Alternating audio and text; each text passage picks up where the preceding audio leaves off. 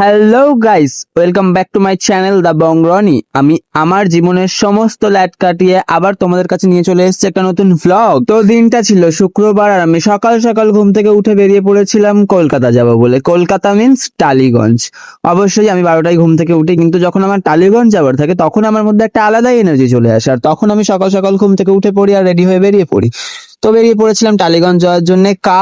কারণটা কেন এখন বলবো, কারণটা বলবো তবে কিছুদিন পর। তো যাই হোক, গেছিলাম একটা খুব ইম্পর্টেন্ট কাজেই, আমার নিজের জন্য আর কি, নিজের ভালোর জন্য, নিজের ভবিষ্যতের জন্য। তো প্রথমে আমি চলে গেছিলাম চন্দননগর। চন্দননগর থেকে ট্রেন ধরে আমি চলে গেছিলাম হাওড়া, অ্যান্ড হাওড়া থেকে মেট্রো ধরে আমি চলে গেছিলাম ধর্মতলা, অ্যান্ড ধর্মতলা থেকে মেট্রো চেঞ্জ করে আমি চলে গেছিলাম মহানায়ক উত্তম কুমার। আসলে এই শহরটাই মানে টালিগঞ্জ শহরটাই আমার প্রচুর প্রচুর ভালো ভালো মেমোরিজ আছে, প্রচুর ভালো কাজের মেমোরিজ আছে। একটা সময় এখানে খুব বেশি আসতাম, বলতে গেলে প্রায় রোজ আসতাম, প্রচুর কাজ করতাম। বাট আফটার লকডাউন সবকিছুই চেঞ্জ হয়ে গেছে। বাট আমি চেষ্টা করছি সবকিছু আবার আগের মতো করার, নিজেকে একটু আগের জায়গায় নিয়ে যাওয়ার।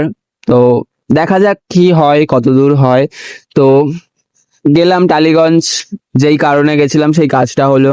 তারপর ফেরারও সময় হয়ে গেল। ফেরার সময় দেখলাম যে ওখানে একটা নতুন বিল্ডিং হচ্ছে। ঠিক আছে, আমি ভাবছিলাম ওইটা যদি খুলে নিচে পড়ে যায়, যেটা ঝুলছে, কি হবে আমাদের। তো যাই হোক, ভাবতে ভাবতে আবার চলে গেলাম মেট্রোর ভেতরে। ওখানে গিয়ে নতুন কিছু ফ্রেন্ডসদের সাথে আলাপ হলো, ভালো ফ্রেন্ড হলো। তারপর দেখলাম গরমে আমার মুখে অ্যালার্জি বেরিয়ে গেছে, তো কিছু করার নেই, আমি আবার মেট্রো ধরে হাওড়া চলে এলাম। আর হাওড়া আসার পর বন্ধু, মানে বন্ধু না, দাদা আমার থেকে বড়, যাই হোক, বিস্কুট খাওয়ালো। তো বসে বসে বিস্কুট খেলাম, যেটা ক্লিপ নিতে ভুলে গেছি। তারপর দেখলাম যে এখানে এত বড় একটা পাখা চলছে। আমি ভাবলাম এই পাখাটাও যদি খুলে আমাদের মাথায় পড়ে যায় তাহলে আমাদের কি হবে।